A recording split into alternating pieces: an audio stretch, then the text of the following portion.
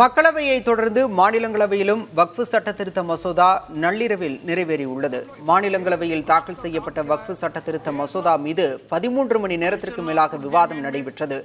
அதன் பின்னர் வாக்கெடுப்பு நடைபெற்ற நிலையில் மசோதாவிற்கு ஆதரவாக 128 உறுப்பினர்களும் எதிராக 95 உறுப்பினர்களும் வாக்களித்தனர். மாநிலங்களவையிலும் மசோதா நிறைவேறியதை அடுத்து அது குடியரசுத் தலைவரின் ஒப்புதலுக்காக அனுப்பப்படுகிறது. முன்னதாக மக்களவையிலும் 12 மணி நேரத்திற்கு மேலான விவாதத்திற்கு பிறகு வக்ஃபு திருத்த சட்ட மசோதா நிறைவேறியிருந்தது. மசோதாவிற்கு ஆதரவாக 288 உறுப்பினர்களும் எதிராக 232 உறுப்பினர்களும் வாக்களித்திருந்தனர்.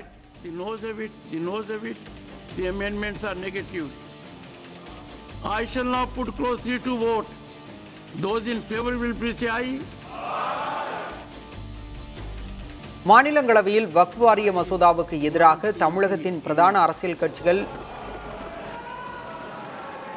வாக்களித்துள்ளன. திமுக உறுப்பினர்களுடன் அதிமுக எம்பிக்களும் மசோதாவுக்கு எதிராக வாக்களித்துள்ளனர். பாமக எம்பி அன்புமணி ராமதாஸ் மசோதா மீதான வாக்கெடுப்பில் பங்கேற்கவில்லை என கூறப்படுகிறது. மதிமுக தலைவர் வைகோ மசோதாவுக்கு எதிராக வாக்களித்த நிலையில் தமிழ் மாநில காங்கிரஸ் கட்சியின் தலைவரும் மாநிலங்களவை உறுப்பினருமான ஜி.கே. வாசன் மசோதாவுக்கு ஆதரவாக வாக்களித்துள்ளார்.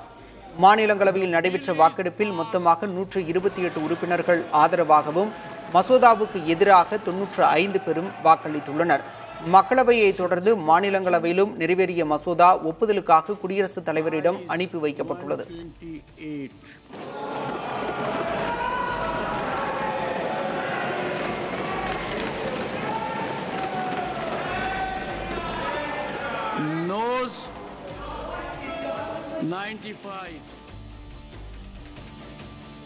வக்ஃபு மசோதா விவகாரத்தில் ஐக்கிய ஜனதா தளம் கட்சியின் மூத்த தலைவர்கள் முகமது காசிம் அன்சாரி மற்றும் முகமது நவாஸ் மாலிக் ஆகியோர் அந்த கட்சியிலிருந்து விலகி உள்ளனர்.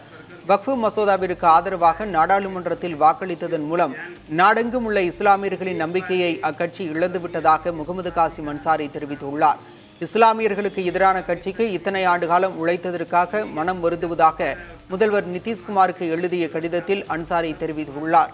மக்களவையில் பாஜகவிற்கு பெரும்பான்மை இல்லாத நிலையில் ஐக்கிய ஜனதா தள கட்சியின் ஆதரவு வக்ஃபு மசோதா நிறைவேற மிகவும் உதவியாக இருந்தது குறிப்பிடத்தக்கது.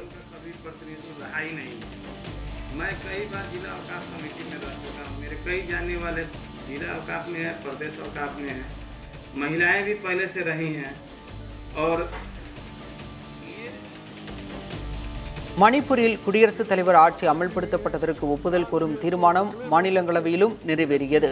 முன்னதாக தீர்மானத்தின் மீது உரையாற்றிய மாநிலங்களவை எதிர்க்கட்சித் தலைவர் மல்லிகார்ஜுன் கார்கே பாஜகவின் இரட்டை இயந்திர அரசாங்கம் இரத்த களரி பிரிவினை பொருளாதார வீழ்ச்சியையே மணிப்பூருக்கு வழங்கியிருப்பதாக சாடினார்.